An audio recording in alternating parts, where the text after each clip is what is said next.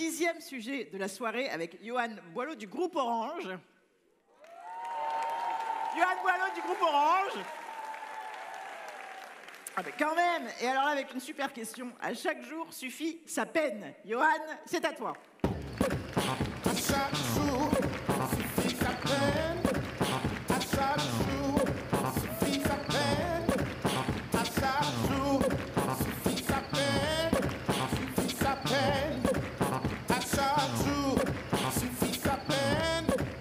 À chaque jour suffit sa peine. Bonsoir, je m'appelle Johan, et vous? Je suis formateur chez Orange, mais avant de faire ce métier, j'avais le métier le plus incroyable du monde. J'étais, accrochez-vous, VRP. Waouh! Mais y a-t-il quelqu'un ce soir à l'Olympia qui sait réellement ce que signifie l'acronyme VRP? Et vous, cher juré? Je crois qu'il n'y a personne, en effet. Eh bien, VRP signifie vendeur, ramasseur de peine. Oui, la peine, cette peine-là. Merci les cours Florent pour les cours de théâtre. Et, croyez-moi ou non, mais il y a un énorme marché pour votre tristesse. C'est pour ça que je suis devenu VRP. J'avais envie de transformer vos larmes en or. Et oui. Alors quand on me disait « à chaque jour suffit sa peine », je répondais non. Non, non, pleurez. Pleurez du lundi au dimanche s'il le faut, mais s'il vous plaît, pleurez. Vous n'imaginez pas à quel point ça m'enrichissait. Et comme le disaient les Américains, tristesse is business. Enfin, ça, c'est les Américains qui parlent très mal anglais, du coup. Alors. Imaginez un monde sans peine. Que deviendraient les avocats, les clercs de notaire, les médecins, les psychologues, les péritathéticiens? Et notre économie, pensez à notre économie, membres du jury, à nos petits producteurs. Vous en avez marre de cette nostalgie toxique? Achetez mes anxiolytiques. Madame, vous voulez du bonheur? Prenez mes antidépresseurs.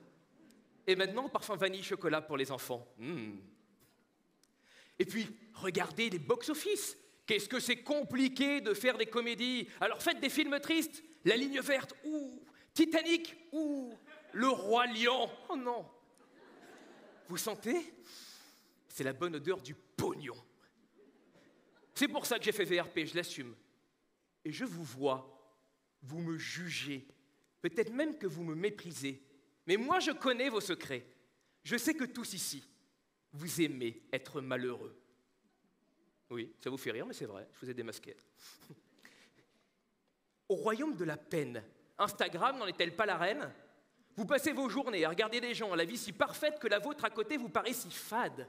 Mais vous continuez à scroller, vous êtes complètement malade. Vous avez un côté marquis de Sade. Et puis clairement, qu'est-ce qu'on s'emmerde quand tout va bien? Quand tout va bien, personne ne s'intéresse à vous.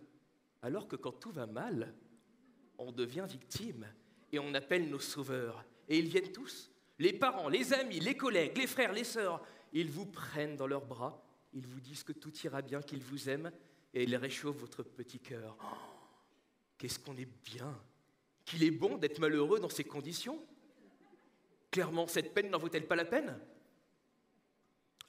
Corneille disait, le dramaturge, pas le chanteur, « Je recherche le silence et la nuit pour pleurer. » C'est vrai, on a parlé des peines de jour, mais qu'en est-il des peines de nuit? Il y a plein de gens malheureux la nuit. Les noctambules, les insomniaques, qui ne sont pas du tout bercés par les astres, leurs nuits sont blanches, mais leurs idées noires, disait Orelsan, le chanteur, pas le dramaturge, si vous suivez. Voilà. Et derrière leurs larmes de souffrance se cache de l'espoir. Jean-Paul Sartre disait que la souffrance doit servir de terreau fertile à la beauté. Et la nuit, vous, les gens tristes, vous êtes beaux, mais vous êtes aussi des artistes. Alors parfois, la nuit noctambule, je vagabonde et j'entends vos compositions. J'entends les sonates au clair de lune, j'entends les compositions de Chopin et ses plus belles nocturnes. Je pense à Frida Kahlo et sa colonne brisée, alors que Van Gogh nous couvre de sa nuit étoilée. Et nul doute qu'à la tristesse de la lune de Baudelaire répondra Demain dès l'aube de Hugo, et les larmes d'un père alors non. Arrêtez de réfréner vos pleurs, pleurez, regardez ce que vos larmes peuvent engendrer. J'étais VRP, vendeur ramasseur de peine, mais j'ai arrêté, je culpabilisais. Je pensais sans cesse à mes fournisseurs, aux gens tristes, aux gens malheureux, aux gens sous antidépresseurs. J'avais envie de leur dire, mais réveillez-vous, battez-vous, vous êtes des guerriers, pas des inquiets. Chaque jour vous tombez, mais vous vous relevez, vous êtes une source d'inspiration, croyez en vous. Alors ouvrez votre petit cœur et embrassez-les, ces monstres et compagnie. Ainsi, vous trouverez peut-être un Bob Razowski qui convertira votre peur en énergie. Alors, messieurs, dames, aujourd'hui, j'ai envie de vous dire que c'est vous, les alchimistes, et que vos larmes valent de l'or. Et ça, Joachim du Bellay l'avait bien identifié quand il disait que sur ce marché, rien ne se vend plus cher que le pleur, car les larmes servent de remède au malheur. Alors, s'il vous plaît, ne laissez pas des méchants VRP voler vos larmes. N'ayez plus peur de vos pleurs. Alors, ainsi, vous deviendrez peut-être VRP, mais pas vendeur ramasseur de peine, plutôt vivant, recycleur de peine, recycleur de peur. Alors, messieurs, dames, je me joins à Paul Éluard et chers jurés pour vous dire, pleure, pleure, les larmes sont les pétales du cœur. Merci.